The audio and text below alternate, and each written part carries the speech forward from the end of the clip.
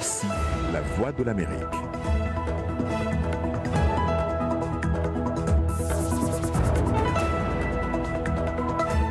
Mesdames, Messieurs, bonsoir. Bienvenue dans Le Monde aujourd'hui. Voici les titres de votre journal.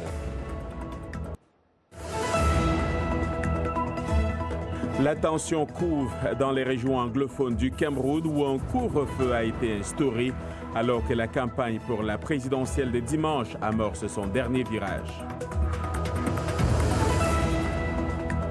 Au Mali, pas moins de 20 civils Touaregs ont été tués en fin de semaine par des assaillants armés dans le nord-est du pays.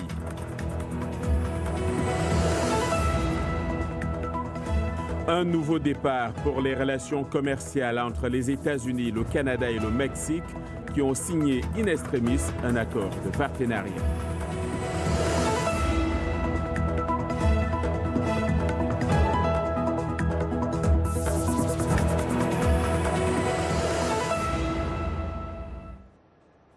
Bonsoir. Ouvrons ce journal par le Cameroun où un couvre-feu de 48 heures a été décrété dans la plupart des villes du nord-ouest et du sud-ouest. Ce lundi marque à des faits le premier anniversaire de la proclamation symbolique de l'indépendance de ces deux régions anglophones du pays. Ce couvre-feu intervient alors que le pays doit élire une élection présidentielle le 7 octobre, élection que les séparatistes anglophones ont promis de perturber. Le couvre-feu en vigueur de jour comme de nuit implique en particulier l'interdiction des transports publics et privés ainsi que la fermeture des entreprises et des débits de boissons, selon le sous-préfet de Boya, chef-lieu de la région du Sud-Ouest. Les régions anglophones agitées du Cameroun ont donc été bloquées ce lundi alors que les séparatistes se préparaient à célébrer le premier anniversaire d'une déclaration symbolique d'indépendance de l'Ambazonie. À une semaine de l'élection présidentielle, la question de la paix dans cette partie du pays reste vive dans les esprits des uns et des autres. Arzouma Compaoré. À environ une semaine de la présidentielle, les Camerounais restent optimistes. J'ai beaucoup d'espoir pour l'avenir de ce pays. Je te dis, j'ai beaucoup d'espoir parce que je me rends compte qu'il y a beaucoup d'atouts qui ne sont pas exploités. Il y a beaucoup d'opportunités à venir. Et c'est vrai qu'il y a un souci de mentalité, mais je crois que cette mentalité elle peut changer. Il y a la corruption qui existe partout. Si un président peut combattre ça, ça me ferait plaisir. Au cours du week-end dernier, c'est sous un soleil de plomb que Paul Biya, candidat à sa propre succession, a prononcé son premier discours de campagne devant des milliers de supporters. Il nous reste évidemment à restaurer la paix dans nos régions du nord-ouest et du sud-ouest, meurtries par les exactions des sécessionnistes, en apportant à nos compatriotes de ces deux régions toutes les satisfactions qu'elles sont en droit d'attendre.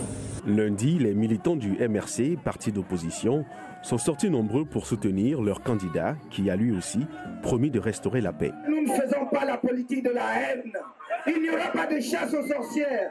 Les régions anglophones ont toujours été fidèles au principal parti d'opposition, le Front social-démocrate, SDF. Mais avant que les Camerounais ne se dirigent vers les urnes, les séparatistes anglophones ont promis qu'il n'y aurait pas d'élection dans leur région dimanche prochain. La commission électorale et l'EGAM a prévu de déplacer plusieurs centres de vote afin de limiter le risque d'attaque. Ailleurs en Afrique, au moins un militaire malien a été tué dimanche et plusieurs civils ont été blessés dans une embuscade tendue par des djihadistes présumés dans le nord du Mali, d'après des sources de sécurité. Par ailleurs, une vingtaine de civils Touaregs ont été tués en fin de semaine par des assaillants armés dans le nord-est du pays, près de la frontière nigérienne. Un groupe armé, principalement Touareg, combattant les djihadistes dans cette région, le mouvement pour le salut de la Zawad MSA, issu de l'ex-rébellion, a fait état d'un bilan provisoire de 7 civils tués dans une attaque samedi contre la localité d'Amalaou. En 2012, le nord du Mali était tombé sous la coupe de groupes djihadistes liés à Al-Qaïda. Pour approfondir sur cette actualité, accueillons Moussa Ag Assarit, chargé de la coopération et du développement des mouvements de la Zawad. Bonsoir, monsieur. Bonsoir. Alors, qui sont ces groupes qui s'en prennent aux Touaregs et pourquoi le font-ils? Alors, ce sont des individus non identifiés. Nous ne savons pas exactement qui sont-ils, mais ce qui est sûr, c'est qu'ils se sont attaqués là à des civils non armés, et c'est ce que nous condamnons, parce que ces civils ne sont pas armés et donc ils doivent être épargnés. Alors, est-ce que vous savez ce qu'ils revendiquent ou tout au moins ce qu'ils veulent exactement? À ce jour, d'après les informations que nous avons reçues, il n'y a pas eu de revendication. Et nous savons aussi que dans cette zone, depuis un moment déjà, il y a des individus qui s'attaquent à des populations. Surtout, c'est des populations Touaregs, c'est vrai, mais il n'y a pas que des Touaregs qui sont attaqués dans cette région. Il y a aussi des Peuls, des Songhai, des Arabes, ainsi que d'autres personnes qui sont dans cette région. Donc, ce que nous condamnons, c'est vraiment le fait que ce sont des civils qui sont attaqués et qui sont victimes de ces agissements qui sont vraiment abominables. Alors, d'aucuns parlent d'un règlement de compte. Est-ce que c'est votre avis? Il n'y a pas de règlement de compte entre des militaires, c'est-à-dire des gens armés, et des civils. S'ils ont été attaqués par un groupe armé, ils n'ont qu'à s'attaquer à ces groupes armés et pas les populations civiles. Et que doit faire le gouvernement pour mettre fin à ce genre d'attaque, à votre avis? Malheureusement, le gouvernement est absent. C'est-à-dire que l'armée malienne, qui n'est pas une armée reconstituée, qui ne respecte pas encore les accords d'Alger, c'est-à-dire que le gouvernement n'a pas beaucoup avancé sur ce plan. Donc, il est absent. Il est absent dans cette région. Un accord a été signé en 2015 et n'a pas été respecté. Moi, je suis représentant au niveau de la coordination des mouvements de l'Azawad, chargé du développement et de la coopération. Je sais que à plusieurs reprises, le Conseil de sécurité, les Nations Unies ont demandé à ce que le gouvernement puisse faire des pas pour que cet accord qui a été signé, malgré des réticences, il faut le dire, des Azawadiens, des jeunes, des femmes et des populations, n'a toujours pas été respecté. Merci. Moussa Azarid, je vous remercie. Je rappelle que vous êtes donc chargé de la coopération et du développement des mouvements de l'Azawad. De la CEMA, la coordination des mouvements de l'Azawad. Tout à fait. Des centaines de personnes étaient devant la Cour pénale internationale ce lundi à La Haye pour soutenir l'ancien président ivoirien Laurent Gbagbo. Ses avocats ont demandé son acquittement après qu'il a passé 7 ans en détention. Après plus de 2 ans de procès, la défense estime que le procureur de la CPI n'a pas été à mesure de prouver que Laurent Gbagbo a commis des crimes contre l'humanité. Elle demande donc un non-lieu total. M. Gbagbo est jugé pour des crimes présumés commis pendant la crise post-électorale de 2010 à 2011 qui a fait des milliers de morts en Côte d'Ivoire. Il est le premier ancien chef d'État à avoir été remis à la CPI. Les cours ont repris ce lundi dans les universités du Niger, les enseignants ayant suspendu leur mouvement de grève. Une grève qui durait depuis un mois. Vendredi, le syndicat national des enseignants-chercheurs du supérieur avait annoncé la suspension de sa grève en attendant l'issue d'une médiation de la Commission nationale des droits humains. De son côté, le gouvernement a accepté de différer l'application de ces textes sur la gouvernance des universités, dont la nomination des recteurs par décret fortement contesté, contesté donc par le syndicat des enseignants. Melania Trump entame ce lundi un voyage d'une semaine en Afrique. Ce voyage la conduira notamment au Ghana, au Malawi, au Kenya et en Égypte. Il s'agit du premier grand voyage international en solo de la première dame des États-Unis. Cette visite s'inscrit dans le cadre de la mission que s'est assignée Melania Trump, à savoir soutenir et aider les enfants, notamment à travers la campagne Be Best lancée en mai dernier. Son voyage se concentrera, entre autres, sur les soins maternels et néonatals dans les hôpitaux ou encore l'éducation des enfants. Également dans l'actualité, ce soir, ici aux États-Unis, le président américain Donald Trump a salué ce lundi un nouvel accord commercial magnifique avec le Mexique, le Canada. Cet accord, qui vient remplacer l'ALENA vieux de 25 ans, va, selon le président Trump, réduire les défauts et les erreurs du traité antérieur. Les précisions avec Dili Diko. Le nouvel accord commercial arraché à la dernière minute dans la nuit de dimanche à lundi a été accueilli avec une grande satisfaction par les dirigeants des 3 économies membres du traité de libre-échange. À sa sortie des délibérations, le Premier ministre canadien Justin Trudeau s'est montré très positif. C'est une bonne journée pour le Canada. Que le Canada soit gagnant. On va parler demain. Talk to you guys tomorrow.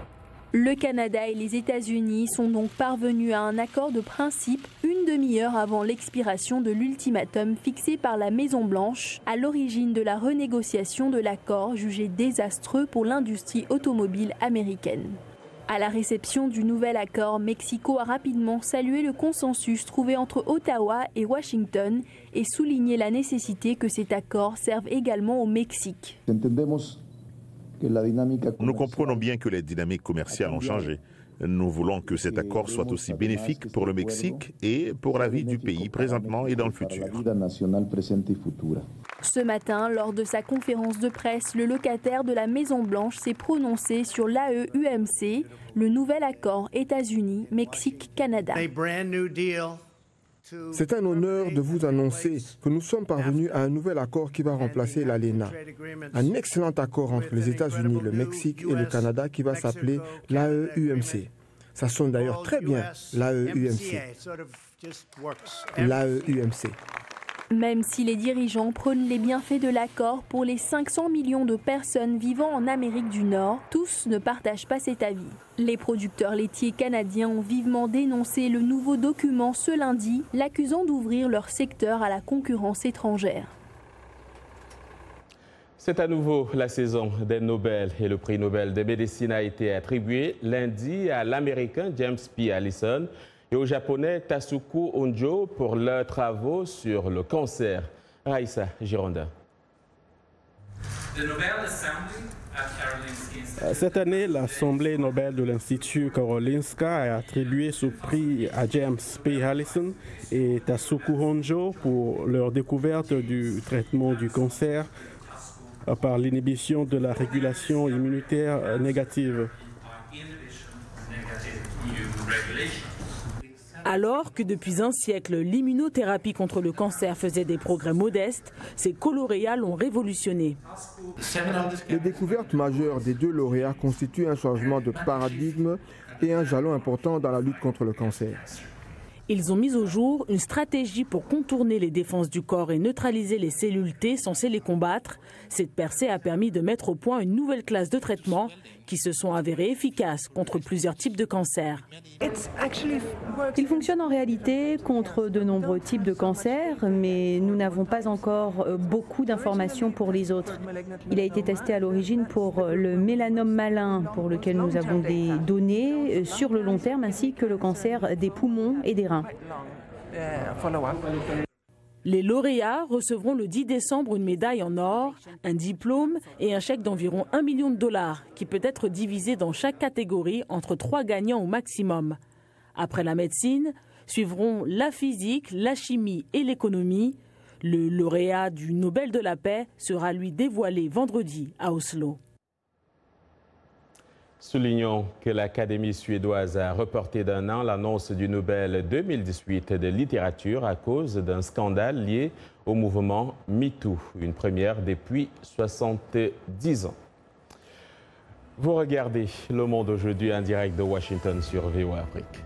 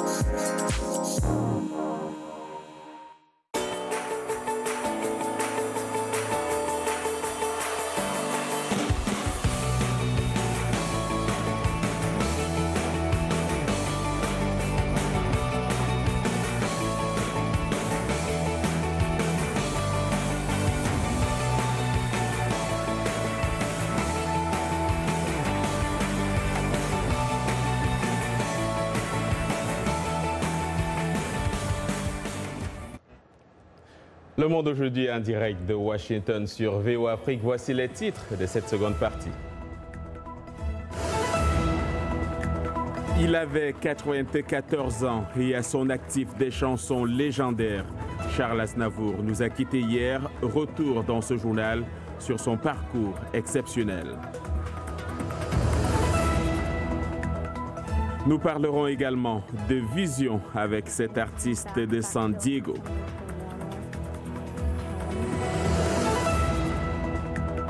Dakar-Gorée à la nage, une compétition redoutable qui en était à sa 31e édition dimanche.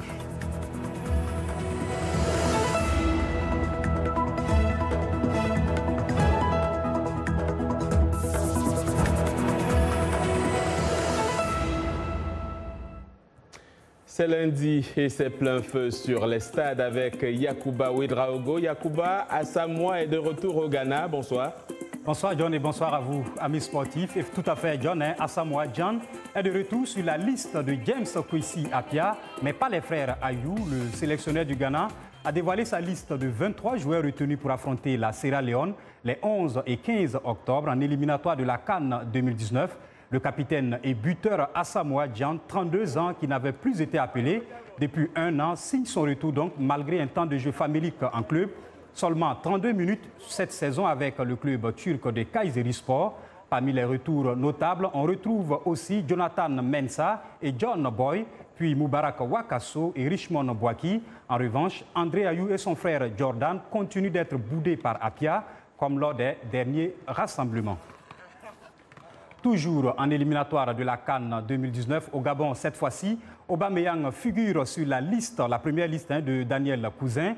Le technicien gabonais a bien inclus Pierre-Emerick Aubameyang dans sa première convocation pour la double confrontation contre le Soudan du Sud. Outre l'attaquant d'Arsenal, Mario Lemina a été aussi appelé, victime d'une fracture au bras et absent le mois dernier contre le Burundi. Denis Bouanga fait aussi son retour. Avec 1 point en 2 matchs, les Panthers se doivent absolument de se réveiller lors de cette double confrontation pour garder des espoirs de qualification. Et puis, la CAF votera pour Gianni Infantino, réuni en Assemblée générale à Sharm el-Cheikh en Égypte. Donc, la Confédération africaine de football a officiellement annoncé son soutien au président de la FIFA, candidat à sa réélection lors du congrès électif qui aura lieu le 5 juin 2019 à Paris. Rappelons qu'Infantino a promis à partir du Mondial 2026, a promis à l'Afrique plus d'équipes à partir du Mondial 2026, avec le passage à 48 équipes. Suivez. Et donc, on va suivre la réaction de Ahmad, président de la CAF, et celle de Gianni Infantino, président de la FIFA.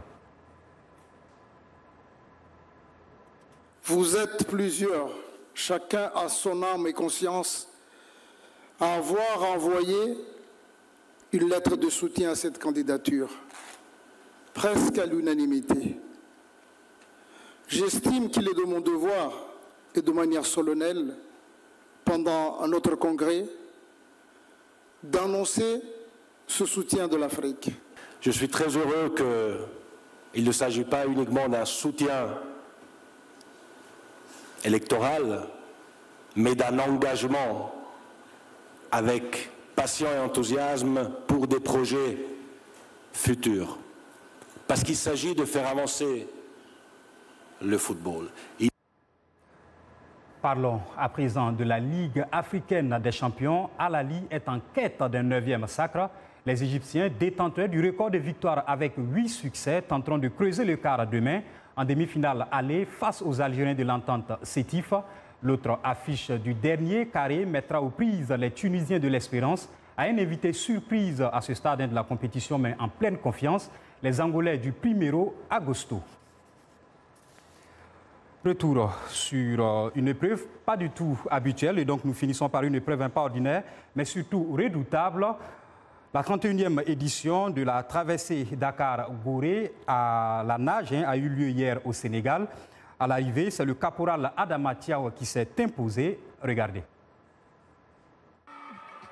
Il n'y a pas eu de double pour le jeune Amadou Ndiaye, 17 ans et champion sortant de l'édition 2017 de la traversée Dakar-Gorée.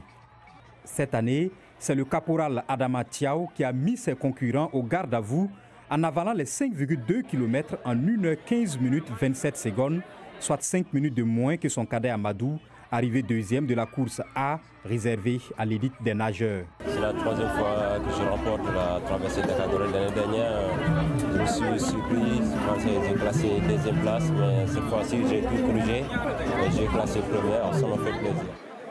Pour le film de la compétition, la volonté affichée de par le nombre impressionnant de nageurs au départ s'est effritée au fur et à mesure que les brassées se sont multipliées.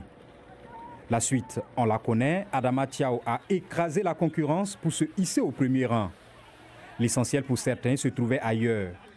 Francisca n'a que 10 ans, mais est déjà à sa deuxième participation dans la course B, réservée aux amateurs. À la piscine, c'est plus facile parce qu'ici, il y a du courant.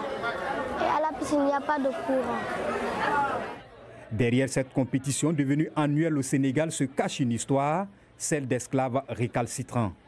La traversée de Dakar-Gorée retrace aussi l'histoire des anciens esclaves qui ne voulaient pas être vendus et qui plongeaient quand on les embarquait et qui ralliaient à la nage de Dakar. Un devoir de mémoire donc, mais aussi une activité sportive qui traîne chaque année des milliers de personnes compétitrices, admiratrices et touristes au Sénégal. Félicitations donc, mon caporal Thiam, et à vous, on se dit à demain. Merci Yacouba Ouedraogo et à demain donc. Certains animaux, comme les caméléons, peuvent voir plus de nuances et de couleurs que les humains. Mais certaines personnes, comme Concetta Antico, une artiste de San Diego, ont également cette capacité. De telles personnes ont une condition appelée tétrachromie. C'est un reportage de Jenny Dulot, un récit d'Arzuma Compaoré. Concetta Antico a commencé à peindre lorsqu'elle était enfant. Elle dit qu'elle a toujours été fascinée par la couleur et qu'elle voulait capturer les verts, les roses, les bleus incroyables qu'elle voyait dans les peintures. Mais ce n'est que des années plus tard qu'elle a réalisé que la majorité des gens autour d'elle ne voyaient pas la multitude de nuances qu'elle voyait. Quand vous voyez du rose dans le rocher ou du lilas dans l'eau, vous y croyez. Eh bien, c'est parce que je l'ai vu auparavant. En 2012, Antico a appris qu'elle souffrait d'une maladie génétique rare appelée tétrachromie. Comme les autres tétrachromates, elle possède une 4e classe de cône pour la vision des couleurs, ce qui signifie qu'elle peut voir des millions de mutations colorées. Comme elle peint continuellement depuis l'âge de 7 ans, elle a vraiment fait appel à ce potentiel supplémentaire et l'a utilisé. On ne sait toujours pas pourquoi cette mutation génétique se produit. Pour certains chercheurs comme Jameson, la possibilité de voir plus de couleurs est directement liée à un instinct élevé de survie. En regardant la peau des gens, ou la mienne, en regardant les personnes âgées, les gens qui sont malades, je peux dire quand la couleur de leur peau change, s'ils vont mal ou sont peut-être près de mourir. Mais je peux aussi dire quand mes enfants ne vont pas bien ou quand ils ont la fièvre, leur couleur change. Selon Jameson, une telle capacité n'est pas un facteur déterminant pour la survie, mais elle est toujours présente dans le génome de certaines personnes. Pour Antico, cette rare maladie de la vision lui permet d'agir en tant que traductrice visuelle, un moyen de montrer aux gens les vraies couleurs du monde. La bohème, je me voyais déjà, la maman. Charles Aznavour nous a quittés dans la nuit d'hier à 94 ans. Ambassadeur de la chanson française à travers le monde, sa carrière aura connu une longévité à nul autre pareil dans le music hall et la chanson. Salwa Jafari revient sur son parcours exceptionnel. Le temps qui va, le temps qui sommeille, le temps sans joie, le temps des merveilles, le temps d'un jour. Il rêvait de chanter jusqu'à 100 ans, la vie, l'amour, la nostalgie, le temps qui passe. Il a presque réussi à le faire. Charles Aznavour n'est plus le dernier des géants de la chanson française et son inlassable ambassadeur à travers le monde. D'abord, je crois que ce que j'écris intéresse mon public. Ensuite, je ne suis pas différent de mon public. Je suis beaucoup plus disponible que les vedettes que l'on rencontre habituellement et qui sont des stars. Mais une star, il l'est indéniablement, même s'il lui a fallu beaucoup de temps pour y arriver. Charles Aznavour est né à Paris d'un couple d'immigrés venus d'Arménie. À ses débuts, il veut devenir comédien et il fait de la figuration au théâtre et au cinéma. Il se lance dans la chanson en 1940 avec un duo. En 1946, il rencontre Charles Trenet et Édith Piaf. La donne change au milieu des années 50 avec le succès de Sur ma vie. En 1963, il triomphe au Carnegie Hall de New York et devient une vedette internationale.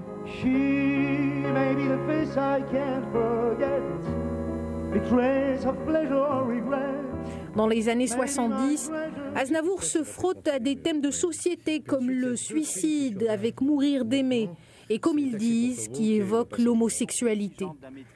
Les plus grands artistes reprennent ces chansons. Ray Charles chante La Mama, Fred Astaire, Les plaisirs démodés et Bing Crosby hier encore. Au matin, je sais que je m'éveillerai différemment de tous les autres jours. Et mon cœur délivré enfin. Il continue d'enchaîner les disques, 180 millions de disques vendus tout au long de sa carrière. Vers la fin de son parcours, il débutait ses concerts, la voix rouillée et le corps fragile, mais il concluait léger et pas dansant. Quand le bonheur travaille, on ne sent pas sa fatigue. C'est en sortant que je me tiens les jambes quand je sors le soir.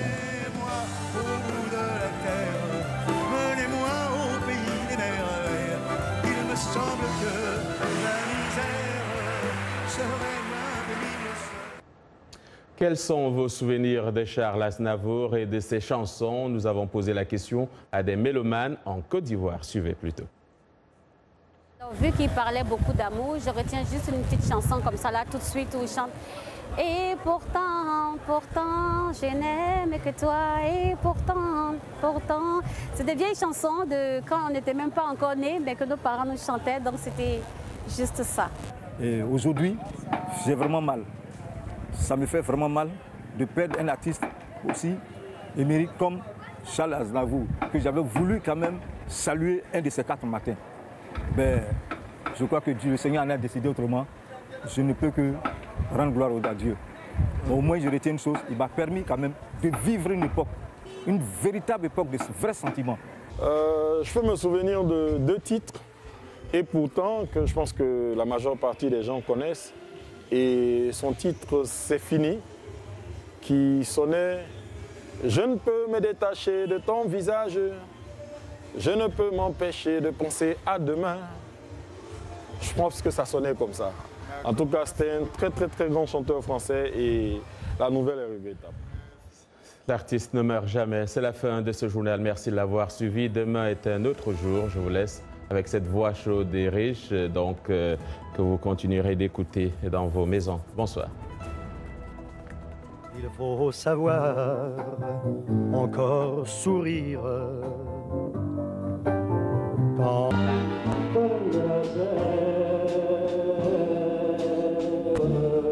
et ça me rend fou, toutes ces pièces de 10 sous, ces petites pièces de 20 sous venues de n'importe où. Et je vous le dis, entre nous, toutes mes poches ont des trous, de minuscules trous.